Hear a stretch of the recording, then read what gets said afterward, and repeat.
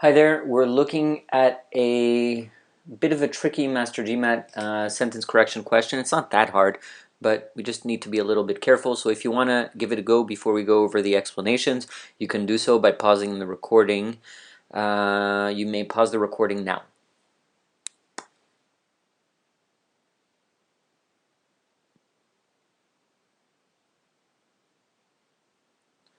Okay. So for those of you who tried it, welcome back. So first order of business, of course, is to look for between 0 and 2 errors in the underlined portion of the sentence. And of course, right away, we are faced with verbs and actually quite a long sentence. So if you haven't seen, or rather, if you thought that the mistake was actually with the verb are and that it doesn't agree, with constructive dialogue, well, we have a bit of a problem. You see in C over here, as opposed to the rest of them in which it is plural, C is singular. Now, why is it singular as opposed to plural or plural as opposed to singular? This is a bit tricky. Take a look at what happens. You have constructive dialogue is one of the fundamentals that are too uncommon, etc., etc. Now, this is a major stop sign that we have here. Let's click on C just to see what the stop sign is. Of course, we have our time awareness tool. We'll click through that very quickly for now.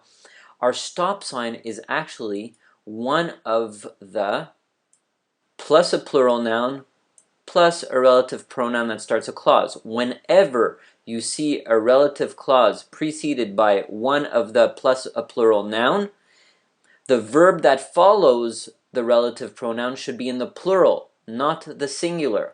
Okay, it's a bit of a trick. So let's go back up there to actually try it again.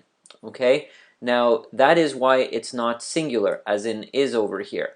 Okay, and it should be in the plural. So we have constructive dialogue is one of the plus a plural noun. Then we have our relative pronoun, so what immediately follows that relative pronoun, the verb, should be in the plural, because it is the fundamentals that are too uncommon, not the constructive dialogue.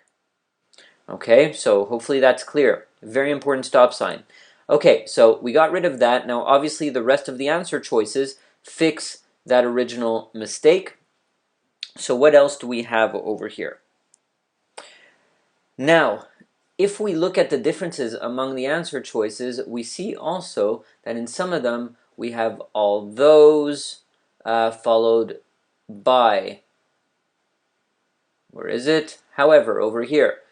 This is another major stop sign. Although and however cannot coexist in the sentence. You cannot have that double conjunction, and that's another major error. Okay? If you were unclear, you can actually check out the cool little summary. You get a little summary of it which explains that, right? The stop sign, though, although, even though, despite, in spite of, and so forth, cannot be followed by but, yet, however, still, and nevertheless. Okay? That is a specific redundancy which we actually treat as a grammatical error. Usually we look at redundancies after grammar errors, but in these kind of redundancies specifically, we treat them as grammar errors. They must be eliminated. They're always eliminated in the GMAT. So we could get rid of A over here, and same one in B, because we have the same thing. We have the although and the however. So we're basically left to D and E. Now what's the best answer choice between them?